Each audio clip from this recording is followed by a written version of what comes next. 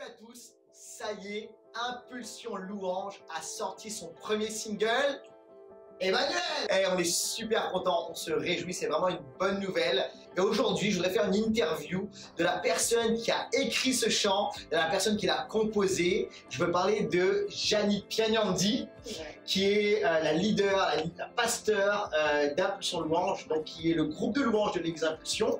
Alors j'ai quelques questions à te poser, puisque c'est toi qui as écrit ce chant, c'est toi qui l'as composé, ce magnifique chant Emmanuel, et qui est vraiment très très beau, il tourne en boucle là, à la maison, dans la voiture, c'est vraiment super. Je voudrais que tu nous racontes un petit peu l'histoire qu'il y a derrière ce chant. Ouais, voilà, j'ai écrit ce chant en 2013 à peu près. Il y avait une prophétie qui a été donnée, d'ailleurs par toi, je sais pas si tu te souviens. Ouais, le 19 février. Wow, 2013. C'est précis. Hein. En fait, pendant ce temps-là, je traversais un moment très très difficile et je recherchais vraiment le Seigneur. Je recherchais vraiment à sa face parce que mon père, qui était à l'île Maurice à ce moment-là, traversait un moment difficile. On avait appris qu'il était atteint d'un cancer très très grave, donc généralisé, et que les médecins ne pouvaient rien faire pour lui.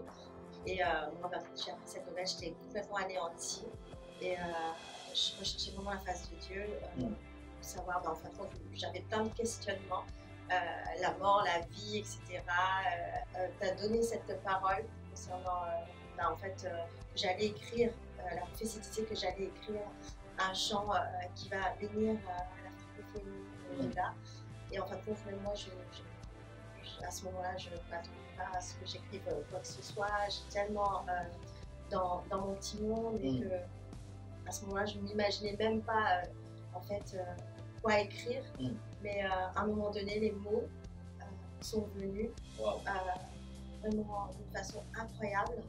Je me rappelle, j'étais dans la chambre et j'ai commencé juste à écrire des lignes et c'est comme ça que petit à petit, j'ai commencé à écrire quelques phrases, le couplet, le refrain et ça a coulé tout seul.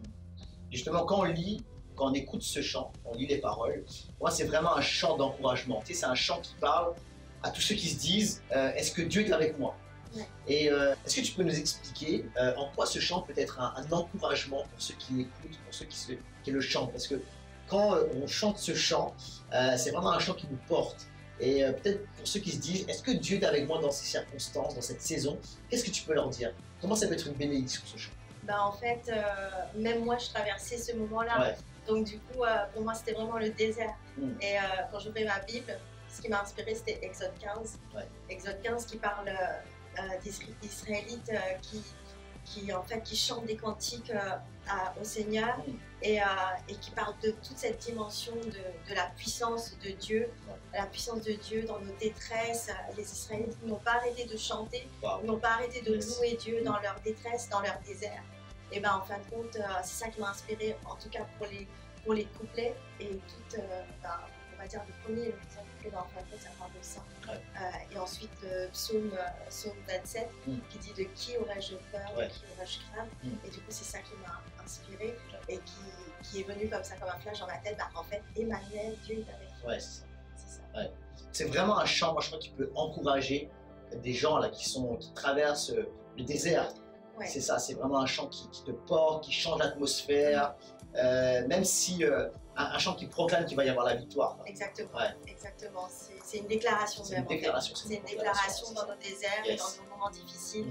En fait, voilà. En fait, quand on écoute le chant, alors c'est un chant qui est puissant, les paroles sont profondes, et en même temps, c'est un chant qui est très, très accessible. Il peut être chanté par une congrégation, une église, sans forcément avoir tout un band, une guitare, un piano. Ça peut être aussi chanté dans une louange plus intimiste à la maison. Quand tu as travaillé sur la production avec Simon Bellavens, est-ce que vous avez pensé à ça? Est-ce que vous avez dit, ok, ça c'est un chant de congrégation? En fait, c'était une évidence. Quand Simon a lu le texte, en fait, pour lui, c'était une évidence que c'était un chant qui est facilement repris, qui sera facilement repris par une congrégation, des gens chez eux, tranquillement, etc. Limite, il a pas eu besoin de toucher au texte. En fait, pour lui, c'était une évidence. Yes. Et en fait, le texte était vraiment écrit d'une façon que ce soit facilement repris par tous, en fait, et facile à... Ouais. Et même la mélodie est très belle, mais en même temps, c'est facilement, ça peut être joué facilement, assez simplement. C'est ça. Quand on a fait écouter aux premières personnes, ce qui revenait souvent, c'est que les gens disaient, en fait, ça tourne en boucle dans ma tête. Ça reste dans la tête. Et ça reste dans la tête. Ouais. Et ça, c'est bon. C'est un chant de compréhension. Donc, yes. Voilà. Alors, faut qu'on le chante, faut qu'on le proclame. Ouais. Et surtout, je veux m'adresser à tous ceux qui passent par des temps difficiles. Tu te dis, est-ce que Dieu est là? Est-ce que Dieu est avec moi? Emmanuel, c'est le cadeau de Dieu. Dieu est avec toi, Dieu est avec nous. Alors que Dieu vous bénisse à travers ce chant.